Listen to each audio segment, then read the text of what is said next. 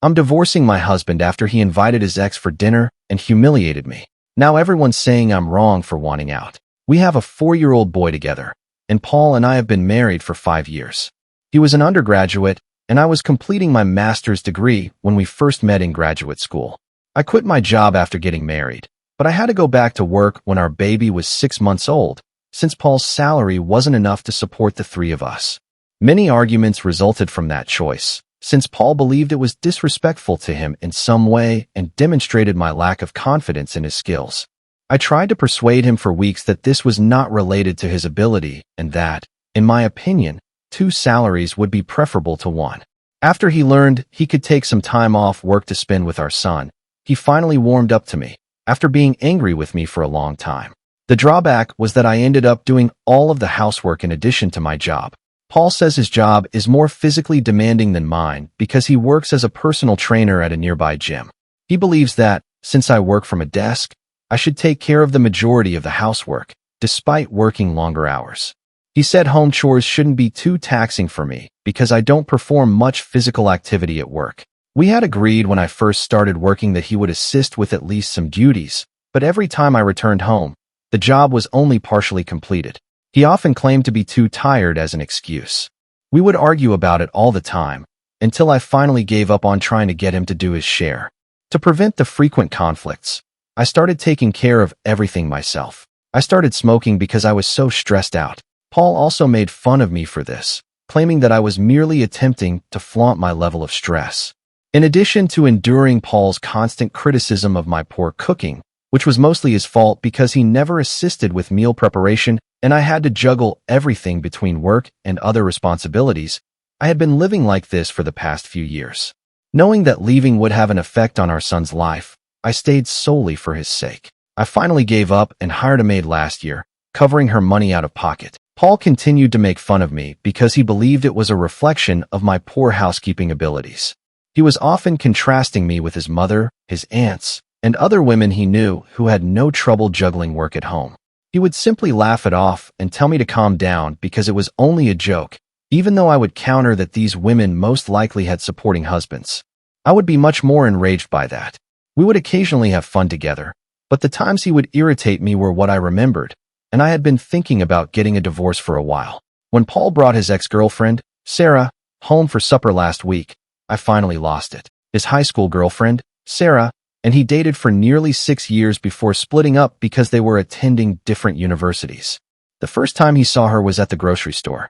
She had just moved into our area and had asked her over for supper without even asking me. Even after our marriage, Paul's friends would frequently bring her up and make fun of him for it. So I knew these two were quite the item in high school. However, that didn't prepare me for his overly pleasant and flirtatious behavior during dinner. He was clearly attempting to irritate me, and it was succeeding. That was the second strike. Then, the third strike. He began making jokes about what a messy housewife I would be and how fortunate I was to have my career as a justification. Otherwise, he wouldn't be able to explain to any of my guests why I'm such a bad cook. Because Sarah is a stay-at-home mother of 2 girls, he continued, making jokes about how much better she was at everything than I was. He joked that I would never be caught doing anything like that after telling me that Sarah was actually at the grocery store purchasing ingredients for a French dish she intended to prepare for her husband. It made them both laugh a lot. He also mentioned my smoking, claiming that I was only trying to flaunt my stress levels, much like Sarah, who was flawless at everything. I was fighting back tears by that point, but I chose to smile through it all because I didn't want Sarah to get the pleasure of seeing me cry. I decided to leave after serving them ice cream for dessert, because it was an embarrassing experience. I waited until Paul went to bed that evening. This wasn't odd because I typically clean the dishes at night and don't go to bed until he's sleeping. I packed some clothes and other essentials for our son and myself, booked a cab, and went to my parents' place as soon as he started snoring. By the time I arrived, it was almost midnight. I started crying as soon as my mother opened the door, and I attempted to explain. My youngster, who was irritable and perplexed, started crying as a result. Since I wasn't sure whether Paul could take good care of him while I was away, and I didn't want to leave him to find out, I had to bring him along without asking. My parents took us in, and when they put my son to bed, I was at last able to collect myself and tell them everything. Paul called me in a hurry the following morning to find out where I was. The worry in his voice vanished, and he burst out laughing when I told him the truth and announced that I was going to file for divorce. He advised me to just come home and stop the turmoil. I became so enraged by that I began ranting at him, accusing him of being a misogynistic, lazy, selfish, and inept man. He finally appeared to get that I was serious when I told him that I would rather be single for the rest of my life than return to him. He began arguing with me on the phone, accusing me of exaggerating and making a huge fuss out of nothing. Rather than offering an apology, he asserted that there was no need to take things personally, and that his jokes were merely an attempt to lighten the atmosphere around Sarah. The problem is that his jokes weren't hilarious. They were nasty and cruel, especially considering that I was already making every effort every day. He simply continued to test my limits. He began acting like the victim when he realized that this was more than just a joke, saying that I had been plotting my departure for some time and that this was the final straw. Currently, all of our friends are texting me to tell me that I should prioritize our family over myself and not allow a few dumb jokes to ruin our marriage. Everyone keeps saying that I shouldn't ruin a home over some jokes, even though I've attempted to explain that there are a lot of things they don't know. Some people seem to feel more at ease when I posted an explanation of all I had previously discussed. Paul also noticed it and remarked that I should have notified him if these were my issues, and he would have taken care of it. I've been telling him these things for years, but it hasn't changed, so it's absurd. I was just finished, and it felt like I was speaking to a wall. But following that post, he began to insist that he only needed one final shot to make it work, and that he would change and get better. He convinced some of our acquaintances to try to convince me to stay by telling me that he would undoubtedly improve and make a fantastic spouse. However, it irritates me that he is continually bringing up our pals. He seems to be using a deceptive and immature strategy, peer pressure, to try to talk me out of pursuing a divorce. Over the past few years, I've given him numerous opportunities to get better, but he's never done so I don't think he's capable of changing anymore. Even if I stayed right now, I'm confident that he would attempt to make a sincere effort for a few months before reverting to his previous conduct. I'm tired of being a single mother even though I have a spouse, and I'm not getting any younger. He's hardly the ideal role model for our son, aside from anything else. I most certainly do not want my son to grow up in a home where Paul's kind of behavior is accepted. For the sake of my son and I, stayed with him for a very long time, and now I'm leaving him for the same reason. I filed for divorce 2 days ago, and he was served today. He is upset, primarily because he never wanted a divorce in the first place, and because I have asked to keep the house where we lived and filed for full custody of our son, or sell it, and divide the proceeds 60/40ths, with me receiving the larger portion. Since both of our parents gave us the house as a wedding present, I believe it is only just that I keep it, or that we divide the proceeds from its sale. Because of all the labor and effort I've put in over the past few years, working full-time, raising my son, and handling all home chores without his assistance, I feel that I should be given the greater part. I believe the petition is quite reasonable because I'm not even asking for alimony, even though I want a divorce. Paul claims I'm being unfair and that I shouldn't have asked for full custody because our son is equally his and mine, which is reasonable, but I don't believe he's capable of being a father. He may still visit and see his son whenever he wants to. I haven't attempted to take away his visiting privileges. He simply does not have him on a full-time basis. After I was served, he called and said I was being crazy and that this was a terrible overreaction. He claimed that since I was requesting full custody in the house, he already didn't agree with the divorce and had good reason to think I was being irrational. It was really embarrassing when he broke down in tears on the other end when I stated that I had thought a lot about it and that it hadn't been easy for me either. It's very clear from everything I've written that Paul isn't a particularly emotional person, so his breakdown is a huge issue. He was crying and told me, very dramatically, that he had taken everything for granted because he never thought he could bear to lose me one day. He pleaded with me to give him one final opportunity to demonstrate his ability to be a wonderful father and husband. I had to let him know that my decision was definite and that he had come to the realization a bit too late, even though it was really difficult for me to do so. I couldn't simply return to that life. It was strange and uncomfortable for me to have to stay on the phone and try to comfort him for the following several minutes as he began to cry even more. He eventually stopped sobbing and declared that if our son suffered as a result, he would never be able to forgive either himself or me. We might renegotiate the terms of his custody in a few years when he's a little older, so I reassured him that this was only a temporary arrangement. I informed him that although this would be difficult for us both, we needed to strive to be strong for our son's sake and make the most of our circumstances. However, he quickly ended the call, and for the next few hours, I didn't hear from anyone.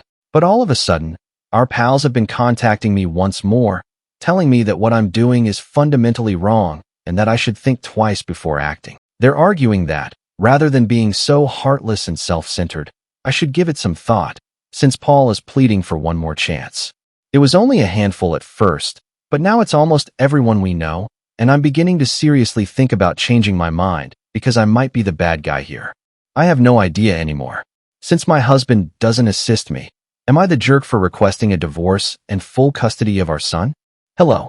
Following a very hectic week, I'm back with an update. My lawyer and I have been getting ready for the talks for the divorce settlement and custody dispute. Paul and I will first meet with the mediator appointed by the court.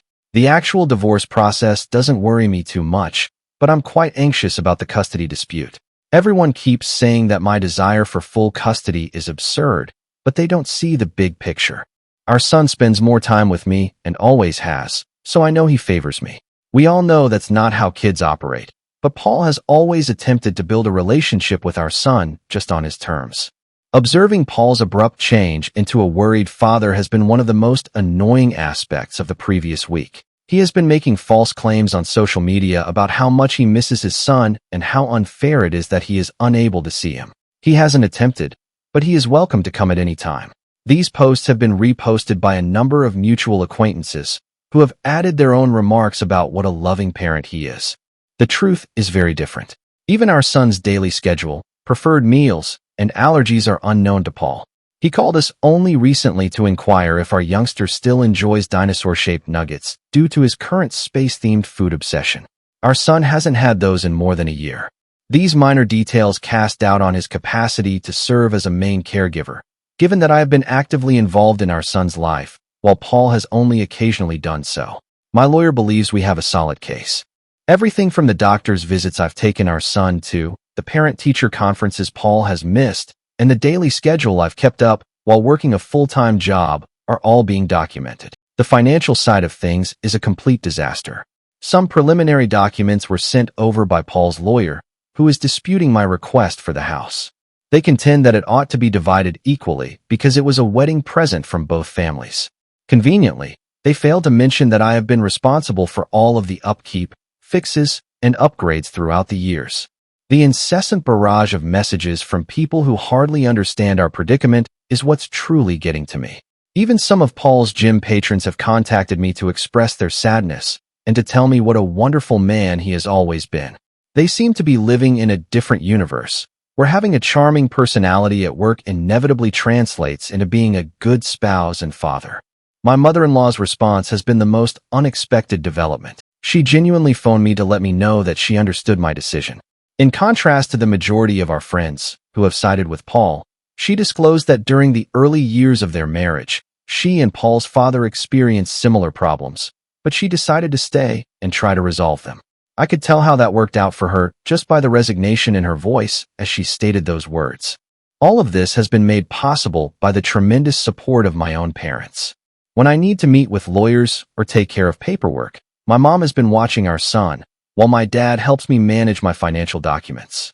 I've come to appreciate how alone and unsupported I felt in my marriage thanks to their assistance.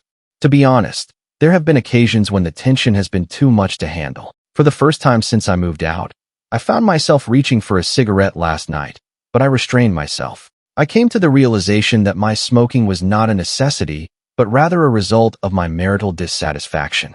You get clarity in these moments, which is odd. Late at night, Paul has begun texting me lengthy texts that range from tearful pleas to irate accusations. He mentioned in his most recent message that he has been learning how to properly do washing and cooking by viewing tutorials. If it weren't so depressing, it would almost be humorous. At the age of 28, he is only now choosing to develop these fundamental life skills. Screenshots of Paul's private social media posts, in which he offers his perspective, have been sent by several mutual acquaintances. He presents himself as a loving spouse who was taken by surprise by a wife who had never expressed her displeasure. People are accusing me of being cold-hearted and speculating that I may be experiencing a midlife crisis in the comment section. That one made me laugh. It seems like I'm already experiencing a midlife crisis at the age of 35. My lawyer told me not to react to any of these provocations, but to record everything. She claims that when he engages in this type of deceptive behavior in public, it actually helps our cause. It's difficult to avoid feeling under attack from all sides, though.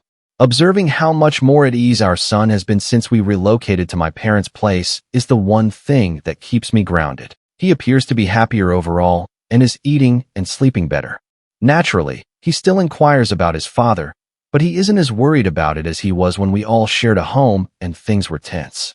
Next week is the date of my first mediation session. Even though my lawyer has prepared me for this, I'm still anxious. I'm aware that it will be a challenging process because Paul's attorney has already stated that they intend to vigorously oppose the full custody request. Every day that goes by makes me feel more certain about my choice, even with all the pressure and second-guessing from others. I've been reminded of what a supportive home is like by living with my parents for the first time in years. I'm getting enough sleep, and I'm beginning to recall my former self before I got so caught up in trying to make an impossible scenario work. As we begin the legal proceedings, the upcoming weeks will be critical. After the mediation session, I'll provide another update, but for now, I just wanted to express my gratitude to everyone who helped me with my first post when I was most doubting myself. Your remarks kept me going. Update 2. Paul paid us a visit at my parents' house today, since my last update, which was a week and a half ago. I must admit that I was terrified of this encounter. This was most likely our final informal meeting before the actual legal process starts, as we have our mediation session in a few days. Given all of his recent passionate text messages, I anticipated this visit to be contentious, but today's events fundamentally altered my viewpoint on a number of issues. Paul was standing there when I answered the door, looking more put together than I had seen him in a long time. In addition to bringing a small gift bag for our son, he was dressed appropriately in a button-down shirt rather than his typical gym clothing. His manner truly caught my attention. None of the defensiveness or animosity I had been bracing myself for was present. Even when we were married, he seldom ever engaged in small chat with my parents. He talked to my dad about some local sports and inquired about my mom's garden. Yes, it was embarrassing, yet oddly polite. This unexpectedly normal conversation lasted for approximately 15 minutes before he asked to see our son. It took me a bit to answer because the way he asked, not demanded, but asked, was already so different from how he usually behaves. When we entered the living room, our son was playing. His whole face brightened when he spotted Paul. "Paul, Daddy," he yelled, dropping his toys and sprinting directly into Paul's embrace. I saw their contact from the doorway. When I brought up our son's new space passion in the custody documents, Paul brought a new puzzle, one with spaceships, demonstrating that he had genuinely listened. Paul led our kid to take the lead in assembling it, something he had never done before, and they sat on the floor together. Typically, he attempted to regulate the activities and became irate when our son did not precisely follow his directions. Hearing Paul inquire about our son's day, his daycare pals, and his favorite aspects of living at Grandma and Grandpa's place truly got to me. He truly listened to our son's meandering responses about the treehouse in the backyard and the neighbor's cat. I had never witnessed him interact with our son in this way in all the years we had been married. At one occasion, our son began to tell Paul about how I prepare rocket-shaped sandwiches for him. Previously, Paul would have made a snarky remark about my culinary abilities, but now he wanted our kid to show him how.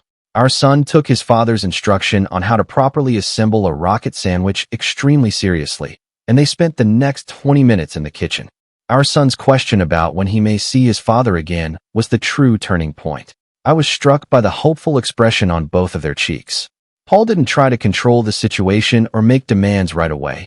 He simply stared at me while he awaited my answer. When it was time for Paul to leave, after they had finished playing, our son gave him a big embrace and invited him to return the next day. Paul gave me a curious look, and before I had given it much thought, I found myself nodding. Before Paul went, we had a little conversation at the door. He admitted that he had been a terrible father thus far, without displaying his customary defensiveness. He acknowledged that he realized how much he had missed by not being more involved after witnessing our son's growth and transformation in only these few weeks. Even though he couldn't be a better husband, He assured me he was willing to learn everything he could to become a better father. He said he had been attending parenting classes 3 times a week and had hired a nanny to teach him how to properly care for children, not to gloat, but to show me that he was serious about this. He displayed the diplomas on his phone. He didn't make any lofty claims about changing or try to get me to return.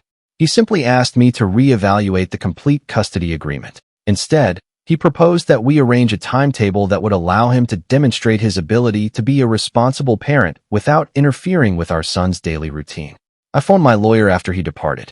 The following paragraph is logically separated and punctuated. I informed her that I would be willing to talk about a joint custody agreement and that I no longer wanted to pursue full custody. She brought up all of the records we had collected, demonstrating Paul's prior lack of involvement.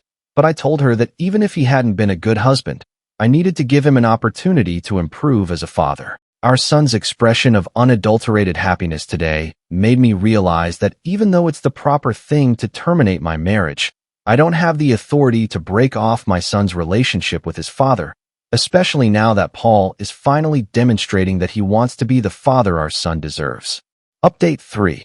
Surprisingly, the divorce talks are proceeding considerably more amicably than I had anticipated. Paul and his attorney have been extremely helpful, which I believe is his way of expressing regret for his previous actions. Our son's custody arrangements are still being worked out verbally and informally, but we're thinking that he should spend half of the month at his dad's house and the other half at mine. Actually, we're doing just that at the moment. In a few days, my son will move in with his father. This arrangement first made me nervous, but Paul has really come through for me. To his great relief, he has begged his mother for assistance. She has been more supportive than some of my closest friends. Even when our marriage ended, she still gives me a call every day to see how I'm doing and sends me photos of the bedroom she's helping Paul furnish for our boy. Additionally, the house matter has been settled more readily than I had thought. In recognition of the extra effort I had put in over the years, Paul agreed to sell it and divide the revenues 55-45 in my favor. This solution was actually proposed by his attorney, demonstrating their sincere desire to be fair. In addition, Paul has taken a co-parenting course, which was suggested by the mediator but not necessary. Through our new co-parenting app, which allows us to manage appointments, calendars, and our son's activities without having to speak to each other directly, he has been updating me on his progress. The way Paul manages our son's space period has been the most unexpected development. His apartment's spare room has been converted into a miniature planetarium, complete with ceiling-mounted, glow-in-the-dark stars. In order to maintain continuity between houses, he asked me for our son's nighttime ritual, which he has been practicing with his mother. Since neither of us believes that a 2-week period without seeing either parent is healthy for our son, I continue to see him every few days while Paul is away. We've arranged for Wednesday supper with whoever doesn't have him that week, and alternating weekends. Instead of rehashing our marital problems, the mediation sessions have been fruitful, since they have focused on realistic co-parenting techniques regarding managing school schedules, healthcare decisions, and holiday plans.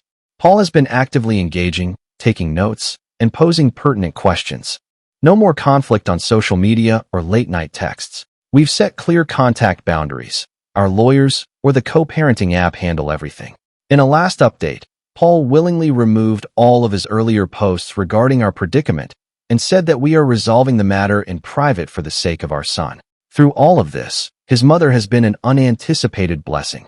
In addition to teaching Paul how to be a parent, she also acts as a mediator between us when tensions arise. She set up a meeting with both sets of grandparents last week so we could have a reasonable conversation about our disagreements over preschool alternatives. In the end, we came up with a solution that satisfied everyone.